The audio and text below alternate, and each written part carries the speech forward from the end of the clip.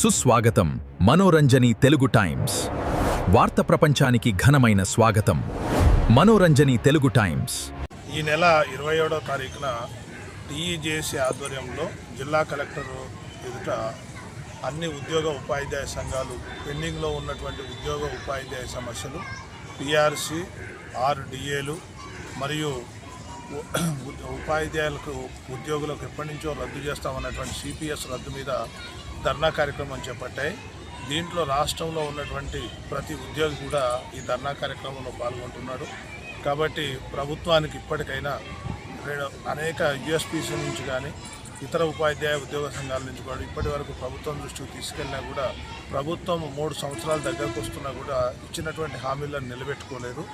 దాంట్లో వెంటనే ముఖ్యమంత్రి గారు ఉద్యోగ ఉపాధ్యాయ సంఘాలతోని ఈ ధర్నా కన్నా ముందే చర్చించి సమస్యలు పరిష్కరించే దిశగా ఖచ్చితమైనటువంటి ప్లానింగ్ ఇవ్వాలి. ఎందుకంటే ఇచ్చినటువంటి హామీలు, ముఖ్యమంత్రి స్థాయిలో ఇచ్చినటువంటి హామీలు నెరవేరకపోతే ఉద్యోగులు ఉపాధ్యాయులు కూడా ఈ ప్రభుత్వంలో భాగమే అని ప్రభుత్వం గుర్తించాలి. దానికి మరి ఆందోళన చెప్పి ప్రభుత్వం అబాస్పాలు కాకముందే మరి 27వ తారీఖు నాడు జరిగేటువంటి ధర్నా ప్రభుత్వాన్ని మేల్కొల్పే విధంగా జరుగుతుందని, దాంట్లోనే ముఖ్యంగా ప్రధాన సమస్యలు ఇప్పుడు 3 సంవత్సరాల నుంచి ఉద్యోగులు ఉపాధ్యాయులు ఈ పెరిగినటువంటి నిత్యావసర వస్తువులు కానీ ఇవాళ సమాజంలో అన్ని వస్తువుల ధరలు కూడా 25 నుంచి 40% వరకు పెరిగినాయి. కాబట్టి వెంటనే పిఆర్సీని రివైజ్ చేసి ఇవ్వాలి. అదేవిధంగా 6 డిఏలను దేశంలో ఎక్కడా లేని విధంగా 6 డిఏలు పెండింగ్లో ఉన్నాయి. 6 డిఏలను ఇవ్వాలి. పెండింగ్లో ఉన్నటువంటి సుమారుగా 20,000 కోట్లు పెండింగ్లో, మా డబ్బులే పెండింగ్లో ఉన్నాయి. అవి వెంటనే రిలీజ్ చేయాలి. సిపిఎస్ను రద్దు చేస్తామని ముఖ్యమంత్రి చెప్పారు, ఎవ్వరు చెప్పలేదు. కాంగ్రెస్ ప్రభుత్వమే హామీ ఇచ్చింది, దాన్ని నిలబెట్టుకోవాలి.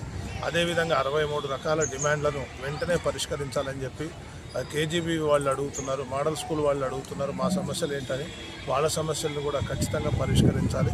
ఉద్యోగ ఉపాధ్యాయులతోని సఖ్యతగా ఉంటే ఈ ప్రభుత్వానికి మనుగడ ఉంటుంది, లేకపోతే ప్రభుత్వం ఆందోళనలోకి వెళ్తుంది.